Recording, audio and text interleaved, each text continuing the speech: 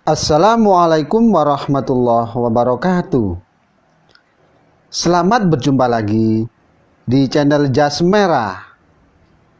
Dalam kesempatan kali ini, saya akan menjelaskan tentang bagian kedua kesaktian Sunan Bayat. Bahwa masa kebesaran Sunan Bayat, di awal tugas, beliau mendapatkan perlawanan dari pemimpin mistis Jawa. Dan mereka adalah orang-orang yang mempertanyakan kekuatan sakti yang dimiliki oleh Sunan Bayat. Dan salah satunya ada perlawanan dari prawira sakti, seorang penganut ilmu kebatinan. Dan Sunan menerima tantangan prawira sakti untuk melakukan uji kewibawaan. Dan beberapa tantangan dilakoni oleh Sunan Bayat. Yang pertama adalah tantangan untuk menangkap merpati yang dilepas ke udara oleh prawira. Dan yang dilakukan oleh Sunan Bayat untuk menangkap merpati adalah dengan hanya melemparkan sandal kayunya. Dan sekali lempar, burung itu berhasil dijatuhkan. Dan kemudian tantangan yang kedua adalah menangkap topi yang oleh prawira dilempar ke langit hingga tak terlihat oleh mata. Dengan 11 sandal kayu yang masih ada, Sunan Bayat berhasil dengan sangat mudah, yaitu mengenai topi itu, dan lolos tantangan yang kedua. Dan pada tantangan ketiga, Sunan ditantang untuk mencari keberadaan prawira yang telah bersembunyi. Bahwa keberadaan prawira tidak tampak karena beliau bersembunyi dengan cara yang tidak biasa. Namun dengan mudah Sunan berhasil menemukan keberadaan prawira yang bersembunyi di bawah sebuah batu yang sangat besar. Dan setelah 3 tantangan berhasil dilalui dengan mudah oleh Sunan Bayat, kini giliran Sunan Bayat memberikan 1 tantangan pada prawira. Dan sekarang menjadi giliran prawira untuk mencari keberadaan Sunan Bayat yang bersembunyi. Dan prawira yang sakti gagal menjalankan tantangan Sunan Bayat karena tidak dapat menemukan Sunan Bayat yang bersembunyi di antara kedua alisnya. Dan selain kesaktian yang dimiliki oleh Sunan Bayat untuk menghadapi perlawanan para pemimpin mistis Jawa, yakni beredar juga cerita tentang kebesaran yang lainnya. Bahwa diceritakan ada suara azan yang terlalu kuat dan sangat keras yang didengar oleh salah satu wali yang berada di Demak. Dan suara adzan tadi ternyata adalah suara dari panggilan sholat Sunan Pandanaran atau Sunan Bayat yang berasal dari Tembayat, di mana jaraknya ratusan kilometer. Dan tentu saja suara yang terlalu keras itu mengganggu wali, hingga kemudian beliau meminta Sunan Bayat untuk menurunkan suara adzan yang telah dikumandangkan. Bahwa menyagui permintaan wali tadi, Sunan kemudian membinakan masjid yang berada di puncak Jabal Kat. Dan dengan kesaktiannya Sunan Bayat yakni menarik masjid hingga sampai ke lereng gunung. Dan kebesaran Sunan Bayat setelah meninggal, kebesaran nama Sunan Bayat sebagai seorang pemimpin agama tetap terjaga hingga dirinya meninggal setelah menjalankan syiar selama 25 tahun di daerah Tembayat. Dan salah satu bukti kebesaran nama Sunan Bayat adalah Sultan Agung, yakni pemimpin besar kerajaan Mataram, yakni yang merubah makam Sunan hingga menjadi salah satu komplek pemakaman termegah di Pulau Jawa. Bahwa bukti Sultan pernah berada di daerah Tembayat ditemukan dalam catatan seorang pemimpin kolonial Belanda yang menyebutkan bahwa penguasa Mataram pergi ke suatu tempat yang bernama Tembayat untuk melakukan renovasi makam Sunan Bayat. Bahwa keberadaan Sultan di Tembayat dianggap lazim karena dalam hierarki kekuatan Jawa seorang penguasa yakni diwajibkan untuk mencari saran dan petunjuk kepada mereka yang disucikan atau yang diagungkan. Dan orang suci yang ada di wilayah Mataram adalah Sunan Bayat yang berada di daerah Tembayat. Dan terdapat dua cerita yang beredar tentang kunjungan Sultan Agung.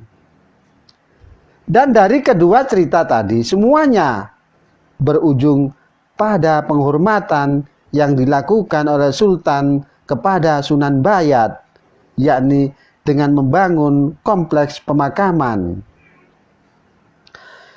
Bahwa kisah yang pertama yang beredar hingga saat ini adalah ketika suatu hari Sultan bersama orang kepercayaannya, yaitu juru taman, di mana tersesat di dalam hutan di sekitar istananya. Dan Sultan terpisah dari juru taman dan tidak dapat menemukan lagi hingga dia merasa putus asa. Hingga akhirnya Sultan memutuskan untuk melakoni pertapaan sebagai usaha menemukan jalan keluar. Dan ternyata usaha Sultan menemui kebuntuan hingga secara tiba-tiba muncul sesosok priayi yang muncul di hadapan Sultan yang menawarkan bantuan kepadanya. Dengan adanya itu, Sultan menyambut bantuan orang itu dengan menceritakan masalah yang dihadapinya. Dan kemudian orang tadi menyarankan Sultan untuk mempelajari sebuah ilmu hingga selesai.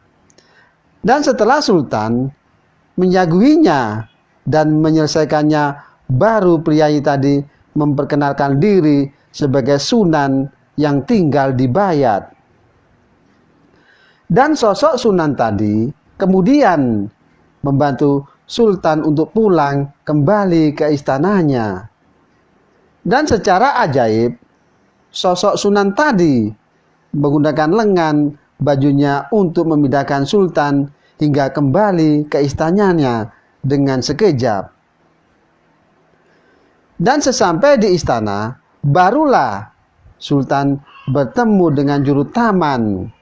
Saat itu Sultan baru mengetahui bahwa ternyata selama dicari juru taman justru pergi ke tempat tinggal istri Sultan. Semua orang menyambut dengan bahagia kepulangan Sultan, dan sebagai balas jasa atas bantuan sosok Sunan tadi, Sultan Agung mengatakan akan membangun kompleks pemakaman baru untuk makam Sunan Bayat. Bahwa pembangunan akhirnya dilaksanakan dan menggunakan cara yang luar biasa. Semua itu dilakukan karena Sunan Bayat dianggap sebagai sosok suci dan luar biasa. Dan seluruh kebutuhan dipilih dengan teliti, termasuk para pekerja bangunan, di mana para pekerja itu harus memiliki perilaku yang santun dengan rohani yang mendukungnya. Dan selanjutnya, terpilihlah 300.000 orang sebagai pekerja kompleks pemakaman Sunan Bayat. Bahwa ratusan ribu pekerja tadi dikisahkan duduk berderet dari lokasi tambang batu hingga makam. Dan mereka duduk dengan posisi bersila, dan dengan kedua tangannya mereka memindahkan satu persatu batu-batu dari tambang hingga ke makam. Dan kisah tentang apa yang dilakukan oleh ratusan ribu pekerja ini kemudian memunculkan gambaran tentang besarnya pengorbanan yang dilakukan untuk membangun kompleks pemakaman Sunan Bayat. Dan dengan pengorbanan yang sangat besar itu, kompleks pemakaman Sunan dianggap sebagai salah satu makam tercantik yang pernah ada di Jawa. Dan kisah yang kedua tentang pertemuan Sultan Agung dengan Sunan Bayat adalah dalam sebuah pergelaran wayang kulit. Dan saat itu Sultan sedang menyaksikan pergelaran wayang kulit yang berada jauh dari istananya. Di saat itulah Sultan menyadari ancaman yang sedang dihadapinya. Dan ancaman itu antara lain adalah konspirasi kerajaan Belambangan dan Bali untuk melawan Mataram, dan juga pengkhianatan Juru Taman yang menjalin hubungan dengan istri Sultan dan ingin menggantikan posisi Sultan. Dan menyadari hal-hal tadi membuat Sultan putus asa hingga jatuh bersujud. Dan di dalam sujudnya, Sultan memohon ampun kepada Tuhan atas dosa-dosanya hingga menempatkan Sultan pada posisi yang sangat sulit. Dan di saat itu pula muncul di hadapan Sultan seseorang tua. Dan sosok itu dipercaya, yakni sebagai Sunan Bayat. Dan Sunan Bayat yang menemui Sultan kemudian berusaha membantu Sultan agar dapat pulang ke istana, yakni secepat mungkin. Dan sosok itu menggunakan tongkatnya untuk menolong Sultan Agung. Dengan mengayunkan tongkat, Sultan pun terlempar jauh hingga sampai ke istana secepat kilat. Dan dari kisah itulah konon Sultan berterima kasih kepada sosok Sunan Pandanaran, sehingga Sultan Agung merenovasi makamnya dengan bentuk gaya yang luar biasa. Demikianlah kisah kesaktian Sunan Bayat bagian kedua.